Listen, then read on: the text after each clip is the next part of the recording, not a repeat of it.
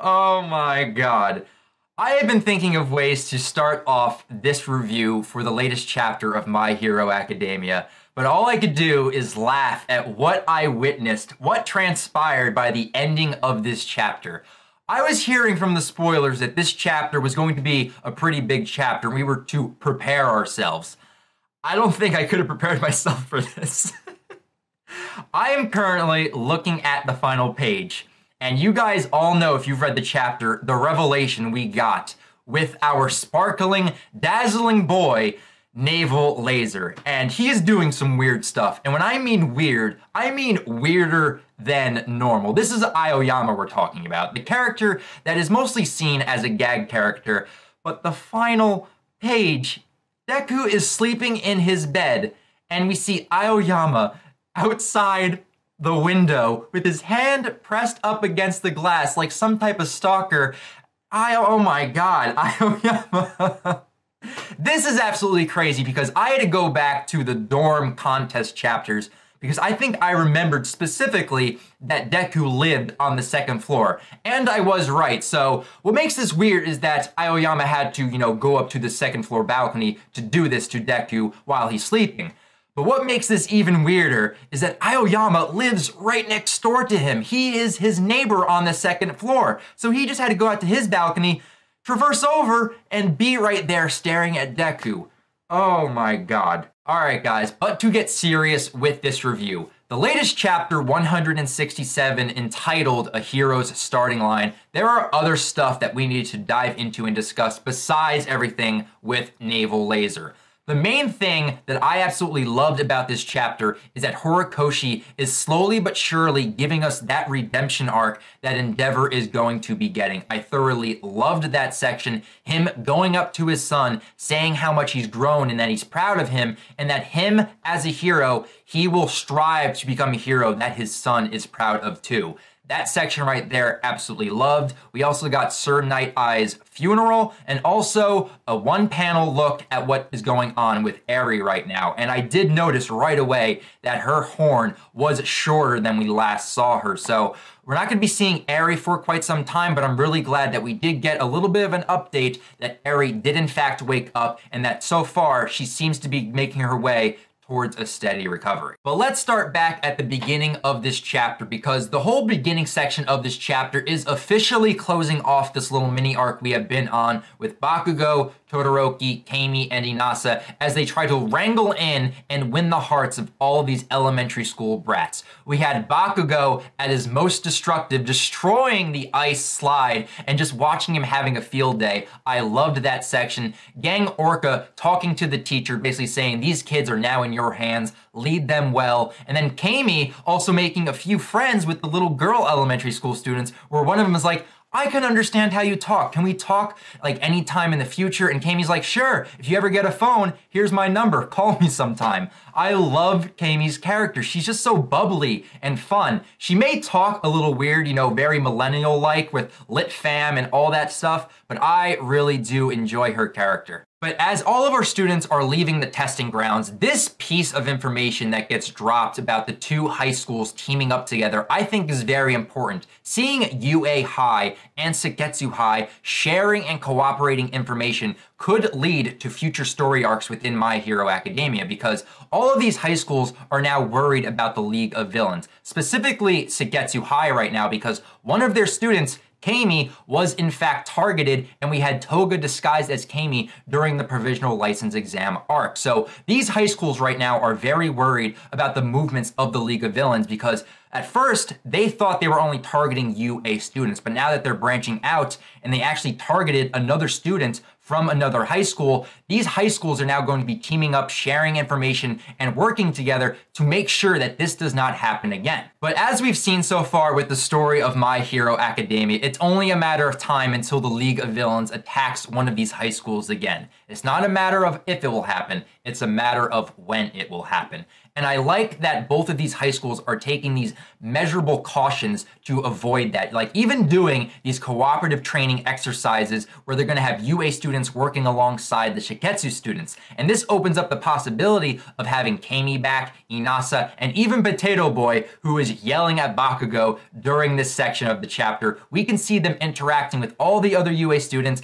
and that is going to be very fun to see. But moving away from that, let's dive into now my favorite part of this chapter, besides everything that went down with Aoyama near the ending of this chapter, and that being the possibility of this redemption arc for Endeavor's character. We actually might get to see Endeavor change over the course of this series, but it also makes you wonder, what does the future hold for Endeavor's character? Because with Endeavor approaching Todoroki, saying how much he's changed and that he's proud of his son, are big steps for Endeavor's character. But the even bigger step is that he's willing to strive to become a better hero so that way his son can look up to him and be proud of him too. Since he is the #1 hero right now, he is going to strive to become that symbol of peace. Not the same symbol of peace that All Might was, but his own version of the symbol of peace. He wants his son to be proud of him as well, which is big growth for Endeavor's character. Even though the dialogue shortly after that, where he's kind of boosting his own ego, where he's like, your father is the #1 hero, the greatest man. I read that, was like, okay, Endeavor, calm it down just a little bit. But right here, he's taking steps, slow steps right now, but they're steps nonetheless, to becoming a better person, a better father, but also a better hero as well. Even Inasa is trying to become a better person. Sure, he has to punch himself in the face to get moving, but once he walks over to Endeavor, he basically lets him know, it's like, hey, I will be cheering you on as well. Seeing Inasa burying his grudge that he's held over Endeavor for so long is very nice to see, but not as nice as seeing a sincere smile on Endeavor's face as he is thanking Inasa, because I even doubt that Endeavor even remembers what he did to Inasa. But this was just very nice to see, and we cap off this section with this little narration just saying that everybody right now is taking steps, bit by bit, to make progress. And we see Todoroki turn around to look back at his father, and Todoroki is actually smiling,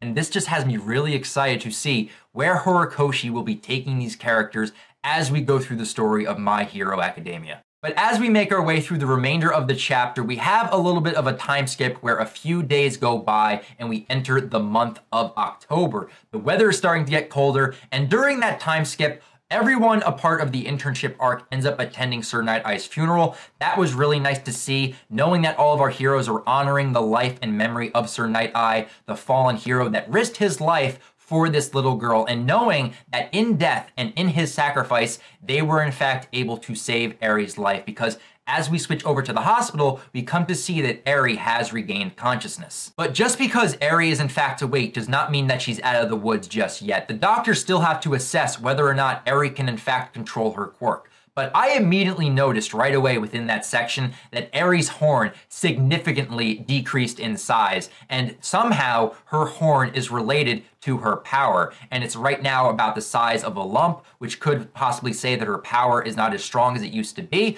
But I'm really glad just to know that Eri is in fact conscious, her fever has gone down, because knowing that she is going to be okay, we will see her in the future of My Hero Academia. It's just a matter of when that will happen and when Horikoshi decides to reintroduce her character back into the story. But now with all of that out of the way, let's dive in and talk about everybody's favorite sparkly boy himself, Naval Laser Aoyama. He has not been a significant character for quite some time, but him having a major role coming back in this chapter, the first thing he does is that he shoves a piece of cheese into Deku's mouth. And in all honesty, that could possibly be the weirdest thing he could have done this chapter, but with the last page, he one-ups himself. As Deku is sleeping at 1 a.m. in the morning, we see Aoyama out on the balcony, pressing his hand up against the glass. He's staring down at Deku while he sleeps, and is most likely even breathing on the glass. We have no idea. But what does Horikoshi mean that his true nature is going to be revealed?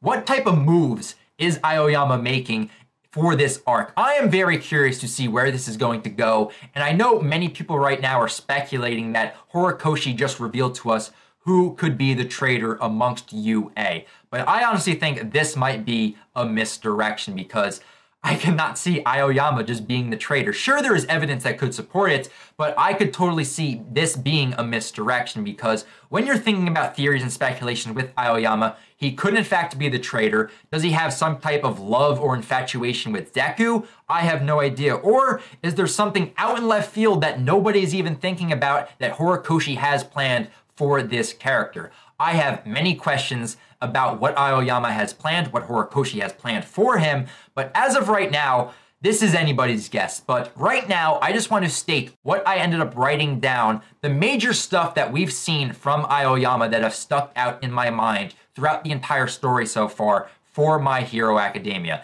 And it goes in order of this. We know that he was missing during the USJ incident, and it was very, very funny and done for comedic relief. But was there actually another intention as to why he was missing and we did not know his location? The other one is that he is the only one that picked up on Ochako having a crush for Deku. Like, he immediately picked up on it. And I'm very curious as to why he was the only one to notice this about Ochako for Deku. The other thing that pops up into my mind is him during the camping ambush trip when Dabi and Toga and the League of Villains came in. He was hiding behind the brush, scared for his life, and then when he was needed most, he ended up using his powers, his naval laser, to hit Mr. Compress in the face. And the last thing that really sticks out to me was during the provisional license exam when he had that moment when he pelvic thrusted into the air with his naval laser to get everyone from UA's attention so that way everybody could pass the exam. These are all the things right now that pop into my head when I think about Aoyama, and I'm wondering if any of these correlate to where Horikoshi is going to go with Aoyama's character. Is he the traitor?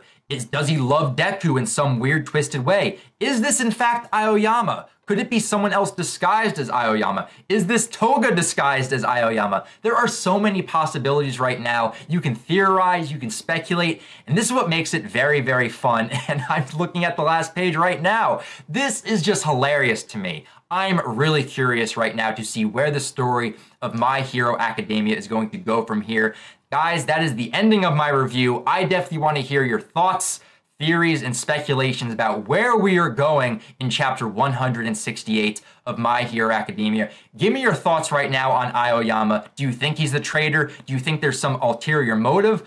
Give me your thoughts, guys. I really need to hear this because our sparkly boy is going to be making moves. He's going to be revealing his true nature, and I am super excited to see what Horikoshi has planned. So leave your comments down below, guys. And if you guys want to talk about My Hero Academia outside of YouTube, feel free to follow me on Twitter, guys. I have a lot of fun tweeting about all the stuff I cover on YouTube, whether it be Tokyo Ghoul, My Hero Academia, and Ruby, and many other stuff. So if you guys want to join in on the conversation on Twitter, feel free to follow me, guys. A link to my Twitter account can be found in the description below. I am super excited for chapter 168. So until the next chapter, next weekend, I will talk with you guys later. And remember, guys, Plus Ultra. See you later.